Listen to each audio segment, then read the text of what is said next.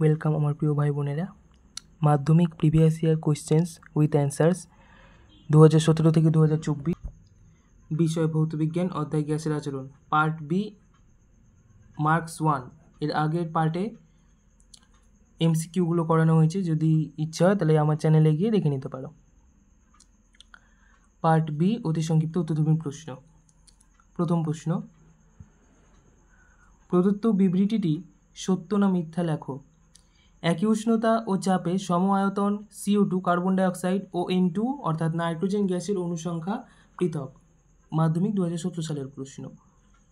একই উষ্ণতা ও চাপে সম আয়তন, তাহলে একই উষ্ণতা ও চাপে সম আয়তন, এটা কিসের সূত্র? অ্যাভোগাড্রো সূত্র। না, অ্যাভোগাড্রো সূত্রতে বলছে একই উষ্ণতা ও চাপে সম আয়তন সকল গ্যাসের সমান সংখ্যক অণু বর্তমান, কিন্তু এখানে বলেছে অনুসংখ্যা পৃথক, তাহলে এটা অ্যাভোগাড্রো সূত্রের বিরোধী, তাই জন্য এটা হচ্ছে মিথ্যা। এই বক্তব্যটা মিথ্যা।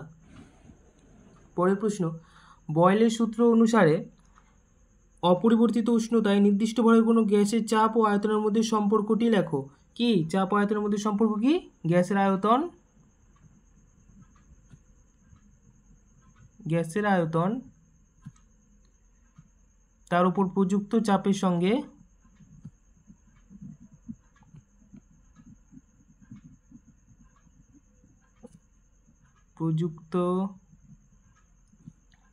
সঙ্গে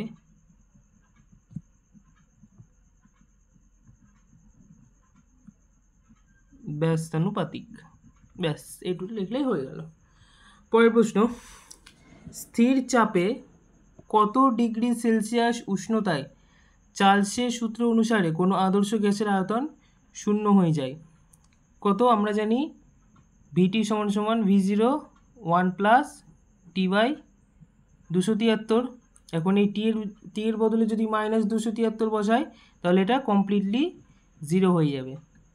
এই টি এর বদলে যদি -273 বসাই তাহলে -273 ডিগ্রি সেলসিয়াস উষ্ণতায় চার্লসের সূত্র অনুসারে কোনো আদর্শ গ্যাসের আয়তন শূন্য হবে। 2018 সালের প্রশ্ন।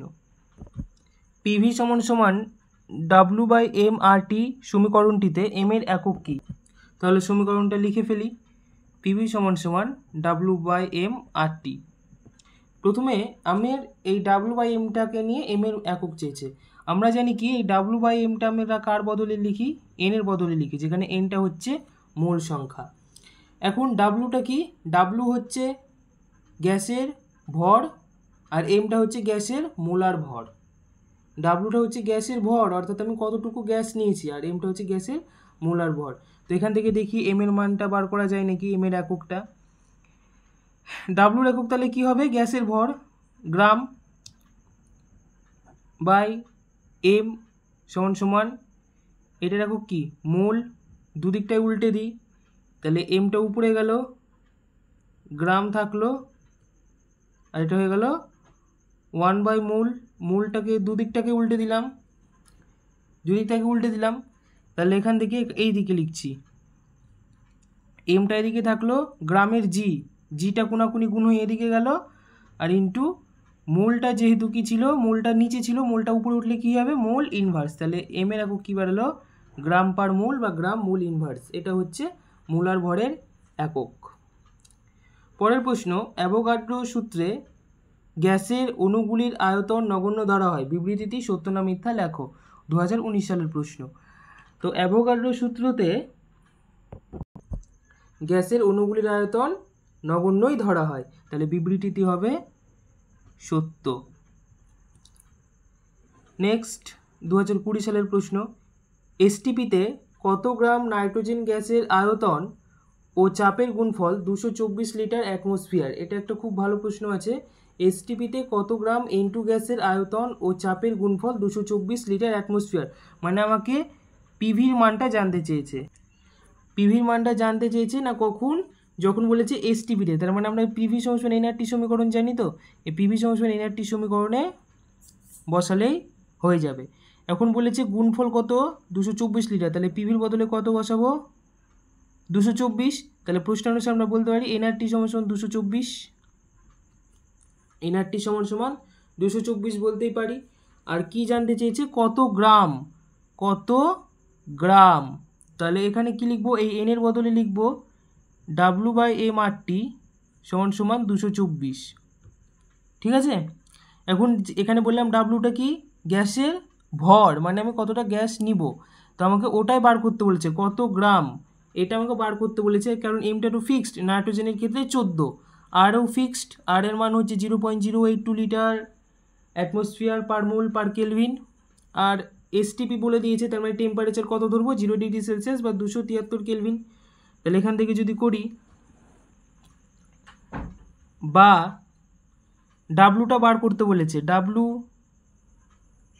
বাই এম এর মান কত, এম এর মান নাইট্রোজেন গ্যাস আছে, নাইট্রোজেনের ক্ষেত্রে হচ্ছে 28, আর এর মান হচ্ছে 0.082, আর টি এর মান হচ্ছে 0 ডিগ্রি সেলসিয়াস মানে 273 কেলভিন সমান সমান হলো 224। তাহলে এই লাইন থেকে কি লিখতে পারি, ডাব্লু সমান সমান কি লিখতে পারি, 224 গুণ 28, এটা 28টা নিচে ছিল, এদিকে হয়ে গেল গুণ, বাই 0.082 ইন্টু 273। এবার এটা ক্যালকুলেটার লাগবে, ক্যালকুলেশন করে আমার বেরালো 280.175 বেরিয়েছে, তো 7×5 = 1, 8 করে দিলাম, 280.18। তাহলে 280.18 গ্রাম নাইট্রোজেন গ্যাসের আয়তন ও চাপের গুণফল 224 লিটার অ্যাটমসফিয়ার হবে। পরের প্রশ্ন, প্রদত্ত বিবৃতিটি সত্য না মিথ্যা লেখো। নির্দিষ্ট উষ্ণতা ও চাপে কোনো আবদ্ধ পাত্রে রক্ষিত গ্যাসের মধ্যে অণুগুলির বেগ সমান। 2020 সালের প্রশ্ন। প্রদত্ত বিবৃতিটি হলো মিথ্যা। নেক্সট পরের প্রশ্ন, চাষের সূত্রানুযায়ী ভি বনাম টি লেখচিত্রের প্রকৃতি কি। মূলবিন্দুগামী সরলরেখা। 2020 সালের প্রশ্ন, মূলবিন্দুগামী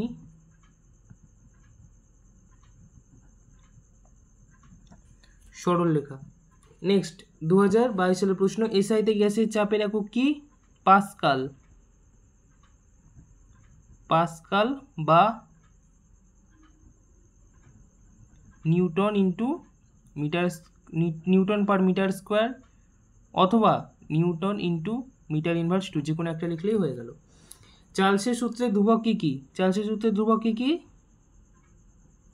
গ্যাসের ভর ও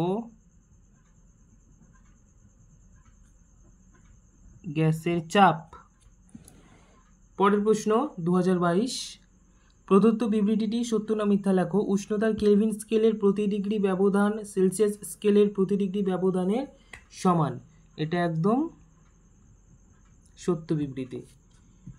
পরের প্রশ্ন, কোনো চাপে নির্দিষ্ট ভরের কোনো গ্যাসে 0 ডিগ্রি সেলসিয়াস উষ্ণতার আয়তন V0, চাপ অপরিবর্তিত রেখে গ্যাসটির উষ্ণতা 1 ডিগ্রি সেলসিয়াস বৃদ্ধি করলে চার্লসের সূত্র অনুযায়ী আয়তন বৃদ্ধির পরিমাণ কত হবে। প্রাথমিক আয়তন কত, 0 ডিগ্রি সেলসিয়াস উষ্ণতায় আয়তন V0, তাহলে V0 গুণ উষ্ণতা বৃদ্ধি পেয়েছে 1, ওই জন্য 1/273 ডিগ্রি, তাহলে V0/273, এই পরিমাণ আয়তন বৃদ্ধি হবে। তাহলে আয়তন বৃদ্ধির পরিমাণ হবে V0 273। পরের প্রশ্ন, এসটিপিতে 1 লিটার H2 ও 4 লিটার CO2 গ্যাসে উপস্থিত অনুসংখ্যার অনুপাত কত। আমরা জানি এসটিপিতে আছে দুটোই গ্যাস, তার মানে একই চাপে একই তাপমাত্রায় রয়েছে, তাহলে এক্ষেত্রে অ্যাভোগাড্রো সূত্র খাটবে। সমান সংখ্যক অণু বর্তমান, তাহলে ধরলাম 1 লিটার H2তে যদি n সংখ্যক অণু বর্তমান থাকে, 4 লিটার CO2তে 4n অণু থাকবে। 1 লিটার H2তে যদি n সংখ্যক অণু থাকে, তাহলে 4 লিটার CO2তে 4n সংখ্যক অণু থাকবে, তাহলে n কেটে গেল, তাহলে বেঁচে থাকলো 1:4। অণু সংখ্যার অনুপাত কত, 1:4। 2024 সালের প্রশ্ন, P বনাম 1/v লেখচিত্রের প্রকৃতি কি। এটা হবে মূলবিন্দুগামী সরলরেখা, এটাও হবে মূলবিন্দুগামী সরলরেখা বা সরলরেখা বললেও হবে, মূলবিন্দুগামী সরলরেখাই বলি। এটা হবে সরলরৈখিক।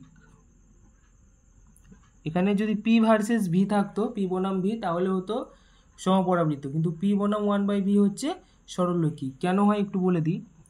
P ভ্যারিয়াস 1/v, তাহলে এটাকে লেখা যেতে পারে P সমান সমান K ইন্টু 1/v। এখন এটাকে মনে মনে y ধরছি, এটাকে মনে মনে m ধরছি, এটাকে মনে মনে x ধরছি, তাহলে ওয়াই অক্ষ বরাবর যদি পি নিই, আর 1/v নিই, তাহলে এটা কেমন হবে? মূল বিন্দুগামী সরলরেখা, কারণ এটা y = mx হচ্ছে সরলরেখা সমীকরণ, এবং এখানে যেহেতু কোনো c কনস্ট্যান্ট পার্ট অর্থাৎ ছেদিতাংশ নাই, তাহলে এটা হবে সরলরৈখিক তো হবেই, প্লাস মূল বিন্দুগামী হবে। এটা এরকম করে বোঝা যায় সমীকরণ দেখে যে গ্রাফটা কীরকম হবে। y = mx + c, এটা ক্লাস 9-এ ছিল। লাস্ট প্রশ্ন 2024, পরম উষ্ণতার সঙ্গে গ্যাসের ঘনত্বের সম্পর্কটি লেখো। আমরা জানি ভি ভ্যারিয়াস টি, গ্যাসের আয়তন পরম উষ্ণতার সঙ্গে সমানুপাতিক। এবার ভি এর বদলে কি লিখতে পারি? ভি মানে হচ্ছে আয়তন, ঘনত্বকে যদি ডি দিয়ে লিখি তাহলে ঘনত্ব সমান হচ্ছে ভর বাই আয়তন। তাহলে অতএব আয়তন সমান কি হচ্ছে? m/d হচ্ছে, মানে আয়তন সমান ভর বাই ঘনত্ব। তাহলে ভি এর বদলে বসাচ্ছি m/d, তাহলে m/d ভ্যারিয়াস টি, ঘুরিয়ে যদি লিখি টি ভ্যারিয়াস m/d লিখতেই পারি। এখন এমটাকে কনস্ট্যান্ট যদি ধরে নিই, তাহলে হচ্ছে টি ভ্যারিয়াস 1/d, যখন এম কনস্ট্যান্ট, তো যখন এম কনস্ট্যান্ট তখন টি ভ্যারিয়াস 1/d হয়ে যাচ্ছে। তাহলে পরম উষ্ণতার সঙ্গে গ্যাসের ঘনত্বের সম্পর্ক কীরকম? ব্যস্তানুপাতিক। ভিডিওটি ভালো লাগলে চ্যানেলটিকে সাবস্ক্রাইব করে দিও এবং একটি লাইক দিয়ে দিও। Thank you.